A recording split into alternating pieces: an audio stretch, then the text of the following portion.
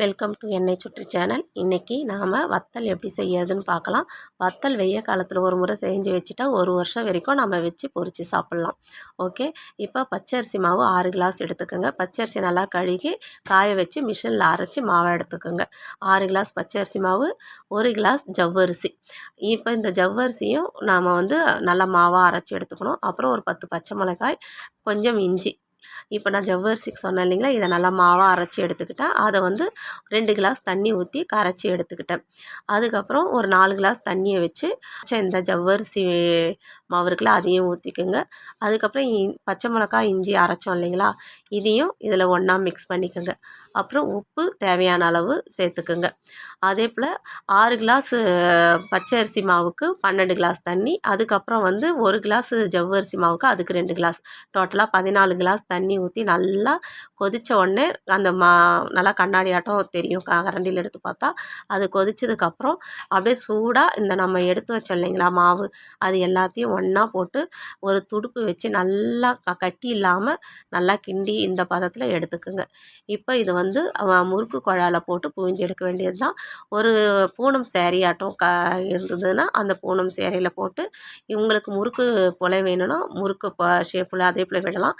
இல்லை இன்னும் சாஃப்டாக இன்னும் அது இருக்கணும்னா இடியாப்பம் ஷேப் இன்னும் நல்லா பொரிச்சு எடுக்கும்போது சாஃப்டாக இருக்கும்.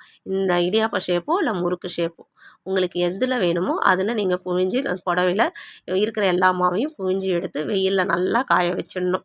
இது ஒரு நாளெல்லாம் காய வைங்க. இப்போ காலையில் வெயிலுக்கு முன்னாடி போட்டுட்டிங்கன்னா சாயந்தரம் வரைக்கும் நல்லா வெயிலில் காயறதுக்கு கரெக்டாக இருக்கும். அதே போல் இது ஒரு முறை செஞ்சு வச்சுட்டா நம்ம வருஷம் ஃபுல்லாக வச்சுருக்கலாம், கெடாமல் இருக்கும். இந்த பாருங்கள், நான் சாயந்தரமாக எடுக்கிறப்போ இதே போல் இருக்கும். இந்த இடியாப்பம் மட்டும் லைட்டாக அடியில் காயாமல் இருக்கும், ஒன்றும் பிரச்சனை இல்லை. அதை நீங்கள் அப்படியே லைட்டாக பதமாக பார்த்து ஒரு பாத்திரத்தில் வைக்கணும். இப்போ இது எல்லாம் எல்லாத்தையும் எடுத்துட்டு மறுபடியும் காட்டன் துணியில் போடுறீங்களோ இல்லை ஒரு பாத்திரத்துலையோ இதே போல் வச்சு வெயிலில் நல்லா காய வச்சுடுங்க. எந்த அளவுக்கு காய வைக்கணுமோ அந்த அளவுக்கு, அதாவது ஒரு 2 நாள் 3 நாளைக்கு நல்லா வெயிலில் காய வச்சு நீங்கள் ஸ்டோர் பண்ணி எடுத்து வச்சிங்கன்னா கெடாமல் இருக்கும். இப்போ நான் காஞ்சதுட்டு உங்களுக்கு வத்தலாக பொரித்து காட்டுறேன். இப்போ பாருங்கள், அடுப்பில் எண்ணெயை வச்சு நான் இடியாப்பம் போல் பண்ணேன் இல்லைங்களா, அந்த வத்தல் இது. இதே போல் எண்ணெயில் போட்டு பொரித்து எடுத்துக்க வேண்டியது தான். முறுக்கு ஷேப் இதுவும் இதே போல் எண்ணெயில் போட்டு பொரித்து எடுத்துக்குங்க. இந்த முறுக்கு அண்ட் இடியாப்பம் வத்தல் இது 2மே சாப்பிட்றதுக்கு டேஸ்ட்டு ஒரே மாதிரி தான் இருக்கும். நல்லா டேஸ்ட்டாக இருக்கும், சாஃப்டாக மொறு மொறுன்னு நல்லா டேஸ்ட்டாக இருக்கும். இடியாப்பம் வத்தல் அந்த சைஸ்லாம் சின்ன சின்னதாக இருக்கிறதுனால இன்னும் நம்ம அது வாயில் வச்சாலே கரைஞ்சி போகிற அளவுக்கு ரொம்ப சாஃப்டாக இருக்கும். உங்களுக்கு எப்படி வேணுமோ அதே போல் நீங்கள் செஞ்சு எடுத்து வச்சுக்கலாம். ஒரு முறை நீங்கள் அதை செஞ்சு நல்லா காய வச்சு ஒரு டப்பாவில் போட்டு வச்சிட்டிங்கன்னா 1லேருந்து 2 வருஷம் வரைக்கும் இது கெடாமல் நல்லாயிருக்கும்.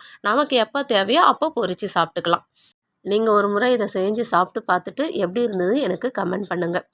ஓகே வியூவர்ஸ், இந்த சாஃப்டான இடியாப்பம் அண்ட் முறுக்கு வத்தல் வீடியோ உங்களுக்கு பிடிச்சிருந்ததுன்னா லைக் பண்ணுங்கள் அண்ட் சப்ஸ்கிரைப் பண்ணுங்கள். வீடியோவை முழுசாக பார்த்ததுக்கு தேங்க்யூ.